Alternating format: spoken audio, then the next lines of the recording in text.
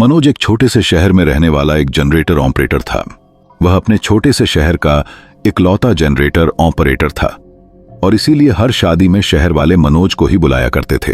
एक रात जब मनोज एक शादी से अपना काम खत्म करके घर वापस लौट रहा था, तब अचानक ही उसे गांव की नदी के पास बैंड बाजे की आवाज आने लगी।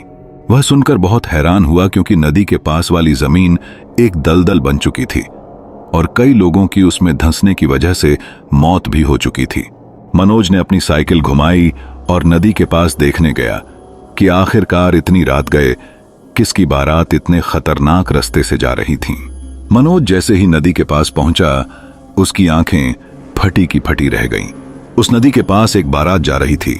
बाराती बहुत ही खुश थे और नाच गा रहे थे, मगर सभी बाराती इंसान नहीं बल्कि भूत लग रहे थे, जैसे न जाने कितने वक्त से मरे हुए हों। किसी की स्किन सड़ी हुई थी तो किसी की आंखें गायब थीं और उस बारात का दुल्हा सबसे डरावना लग रहा था। मनोज ये सब देख ही रहा था कि अचानक ही उसकी आंखों के सामने नदी के पास वाली जमीन धंस गई। वह जमीन जिस पर दूल्हा खड़ा था, देखते ही मनोज की चीख निकल गई और सभी बारातियों का ध्यान मनोज पर चला गया। जमीन धंसने की वजह से दूल्हा नदी में गिर चुका था और बाकी के भूतिया बाराती जब दूल्हे को बचाने आगे बढ़े तो जमीन और धंसती चली गई और देखते ही देखते बारात के सभी आदमी उस नदी में गिर गए। इतना बड़ा हादसा सिर्फ कुछ ही मिनटों के अंदर अंदर हो चुका था और यह सब देखकर मनोज बहुत ज्यादा डर गया था। वह जैसे ही वहां से भागने लगा, उसका शरीर पूरी तरह से फ्रीज हो गया। उसकी कोशिश करने के बावजूद उससे खुद को हिलाया नहीं जा रहा था।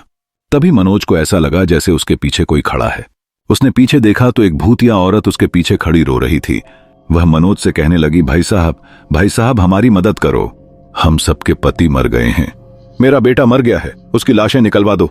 यह बोलते ही वह औरत जोर जोर से रोने लगी और उसकी आंखें बिल्कुल लाल हो गईं।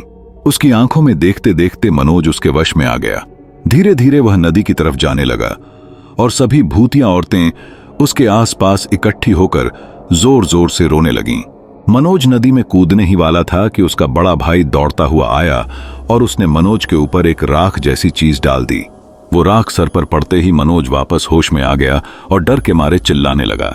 तब तक वह सारी औरतें वहां से गायब हो गई थीं।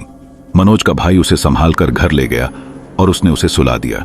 सुबह होते ही मनोज की दादी उसके पास आकर बैठी और उसे यह बताया कि जब वह 6 साल की थी तब उन्होंने सुना था कि नदी के पास से गुजरने वाली एक बारात के सारे मर्द नदी में गिरकर मर गए थे।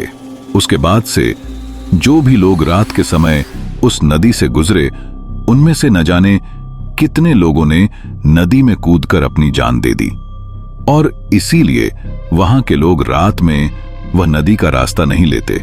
मनोज के बड़े भाई ने अपनी दादी को पहले ही बता दिया था कि मनोज के लौटने वाले रास्ते के बीच में वह नदी पड़ेगी और इसीलिए उसकी दादी ने मनोज को बचाने के लिए उसके भाई को वहां पहले ही भेज दिया था।